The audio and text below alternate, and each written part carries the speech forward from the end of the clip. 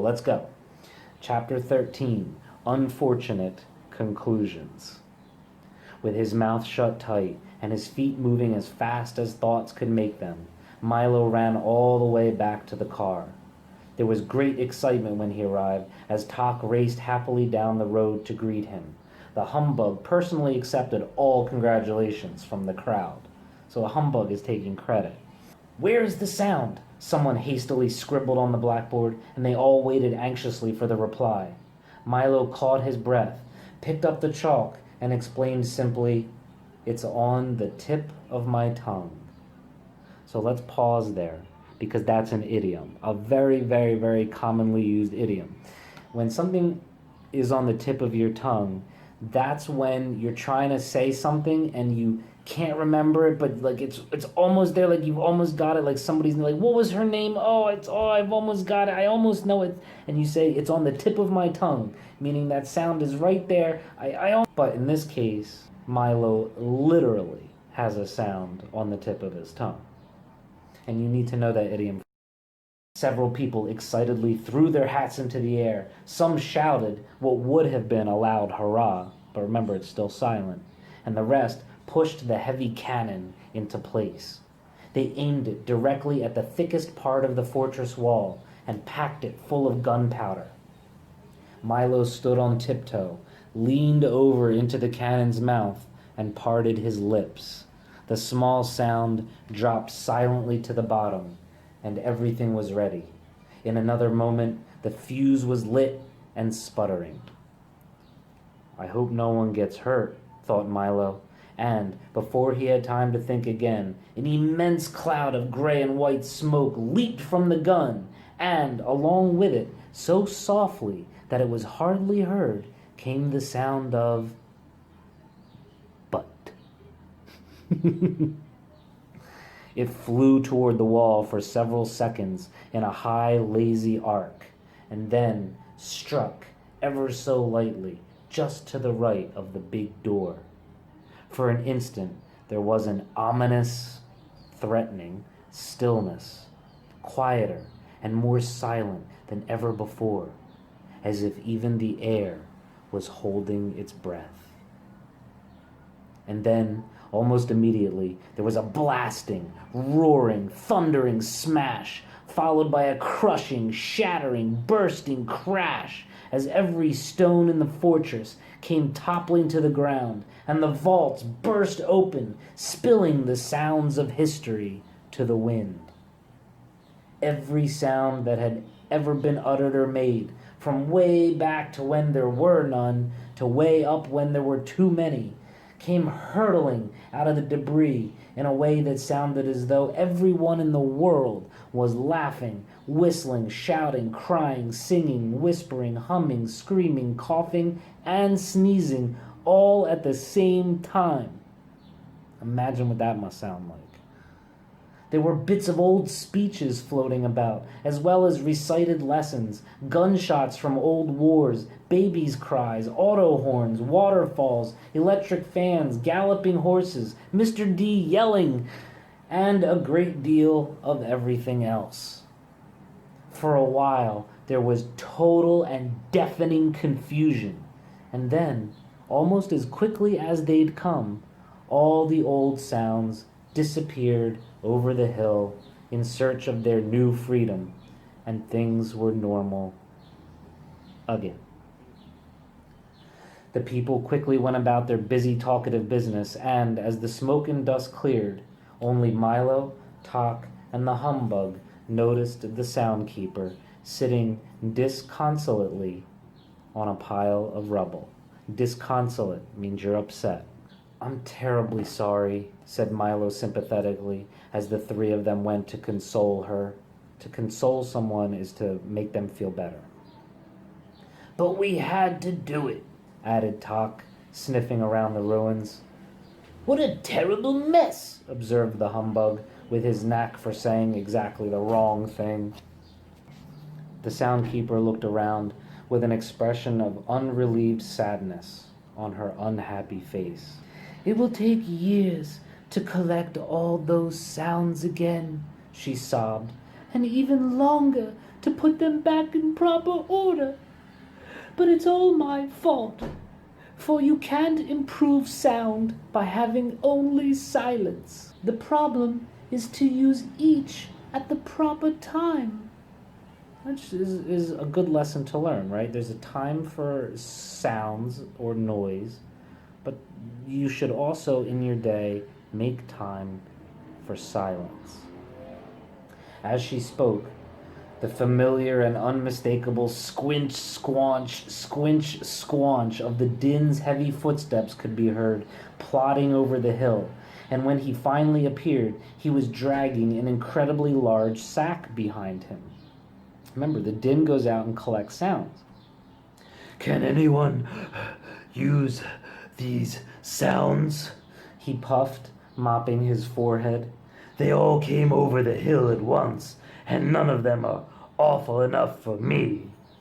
The Soundkeeper peered into the sack, and there were all the sounds which had burst from the vaults. "How nice of you to return them," she cried happily. "You and the doctor must come by for an evening of beautiful music when my fortress is repaired." The thought of it so horrified the din that he excused himself immediately and dashed off down the road in a great panic.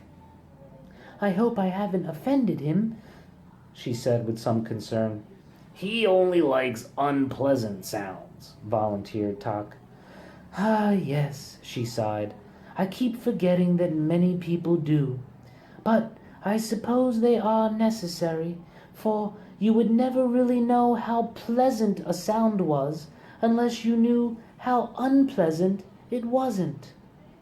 She paused for a moment, then continued, "If only Rhyme and Reason were here, I'm sure things would improve."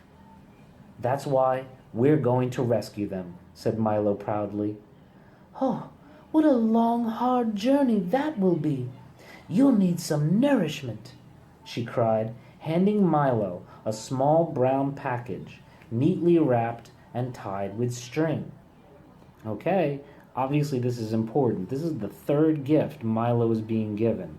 Let's see what it is. "Now remember, they're not for eating, but for listening, because you'll often be hungry for sounds as well as food. Here are street noises at night, train whistles a long way off, dry leaves burning, busy department stores, crunching toast, creaking bed springs, and of course, all kinds of laughter. There's a little of each, and in far-off lonely places, I think you'll be glad to have them." So she gives Milo a package of pleasant sounds. "I'm sure we will," replied Milo gratefully. "Just take this road to the sea and turn left," she told them. "You'll soon be in Digitopolis." And almost before she had finished, they had said goodbye and left the valley behind them. So, if you could first open to the map at the beginning, I'd like you to take a look at that and find right in the center above the Forest of Sight the Valley of Sound, which is where we just were, and put your finger on the Soundkeeper's fortress, which you know was destroyed.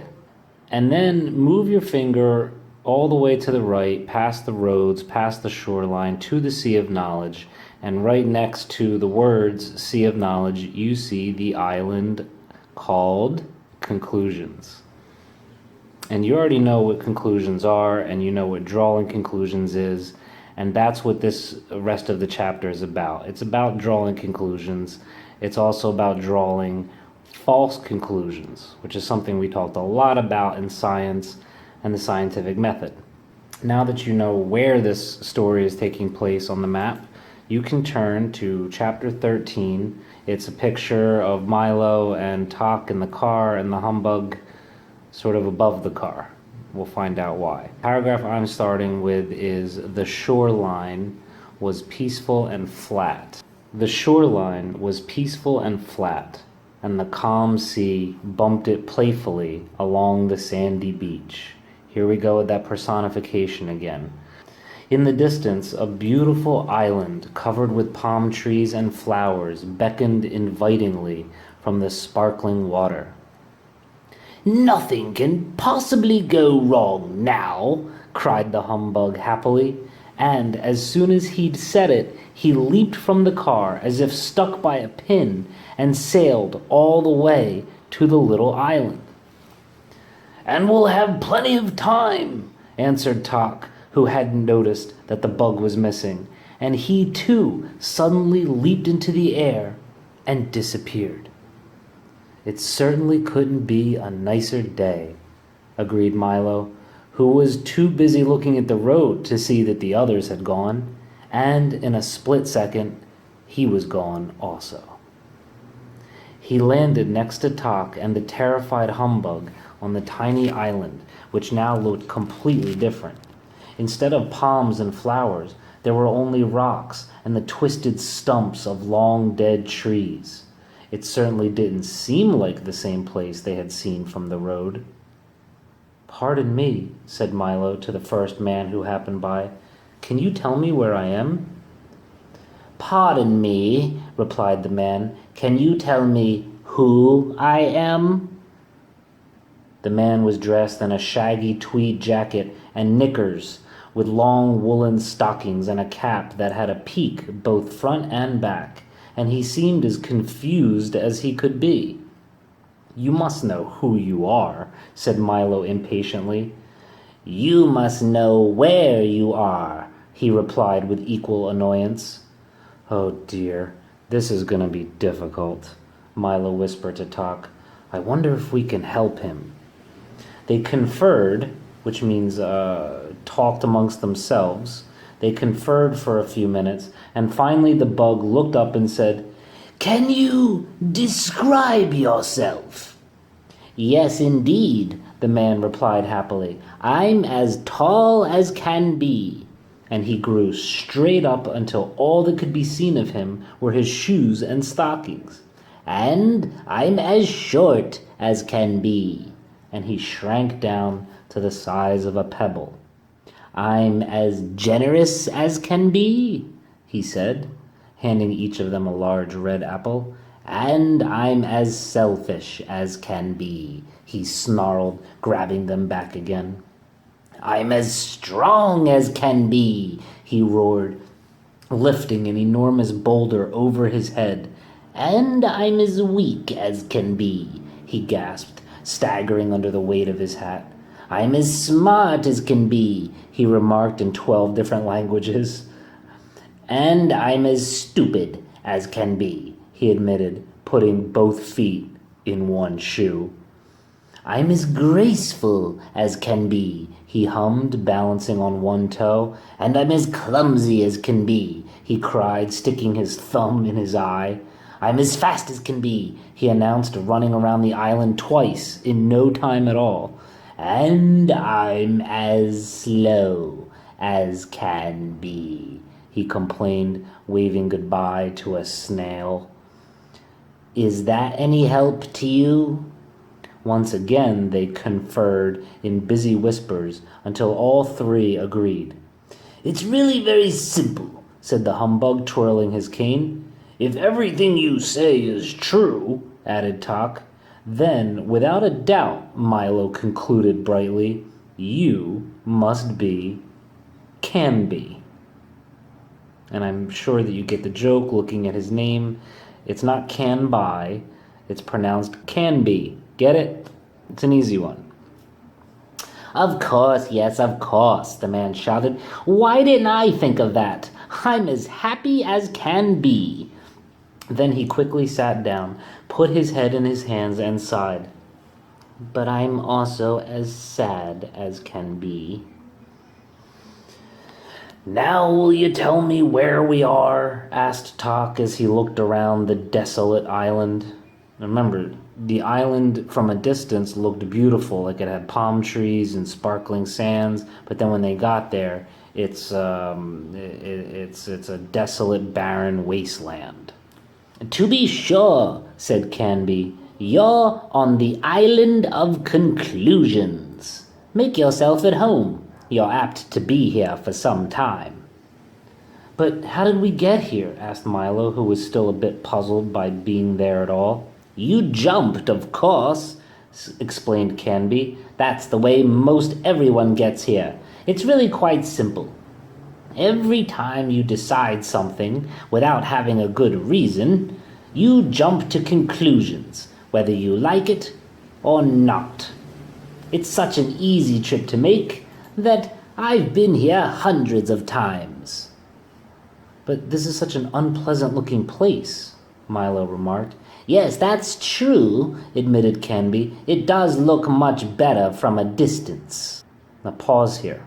Jumping to conclusions is an idiom, and think of the scientist. When the scientist looks at the data and draws a conclusion, and sometimes they don't have enough data, and they make a conclusion too soon or too fast, and it can end up being the wrong one. So, and Canby says it right here. He says, anytime you decide something without having a good reason, when you make an assumption, you jump to a conclusion. And of course, in this book, all the idioms that are figurative are made literal, so that in the car, each one of them jumped to a conclusion, and that's why they leaped out of the car and went to the island of conclusions. They literally jumped to the island of conclusions. It's such an easy trip to make that I've been here hundreds of times. But this is such an unpleasant-looking place, Milo remarked. Yes, that's true, admitted Canby. It does look much better from a distance. As he spoke, at least 8 or 9 more people sailed onto the island from every direction possible. So more people who have jumped to conclusions. Well, I'm going to jump right back, announced the humbug, who took 2 or 3 practice bends, leaped as far as he could, and landed in a heap 2 feet away.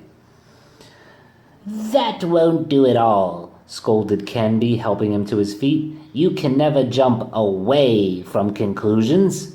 Getting back is not so easy. That's why we're so terribly crowded here.